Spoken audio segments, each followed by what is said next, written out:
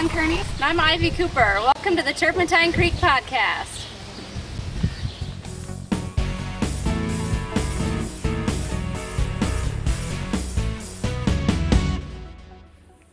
Hello, I'm Scott Smith, and I'm here to bring you this week's Cat of the Week, Bowden. Bowden's an African serval named after the famous Bobby Bowden, Florida football coach.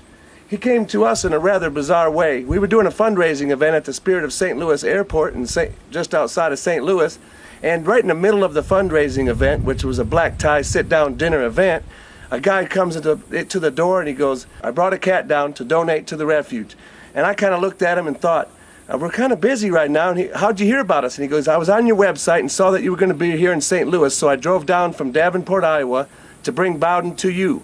He had him out in the back of his SUV in a pet carrier.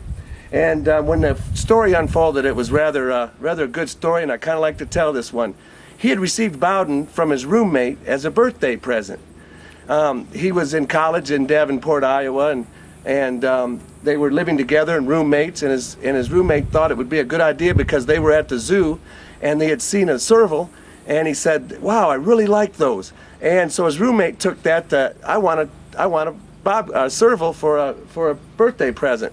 So he went out, spent $2,000, bought Bowden, brought him home, and he was a nice, cute little fluffy kitten, and they had a great time in their small two-bedroom apartment until Bowden got to the age to where the guy who bought him for his roommate's dog started to lose the battles when they were running around the house. He proceeded to tell me how Bowden would chase the dog down, chase him all over the house, and then when Bowden got old enough to start spraying, like all cats do, especially wild cats in your house, Bowden would spray all over the house, mark the territory, beat up on the roommate's dog. Both roommates started fighting, so Bowden had to find a new home.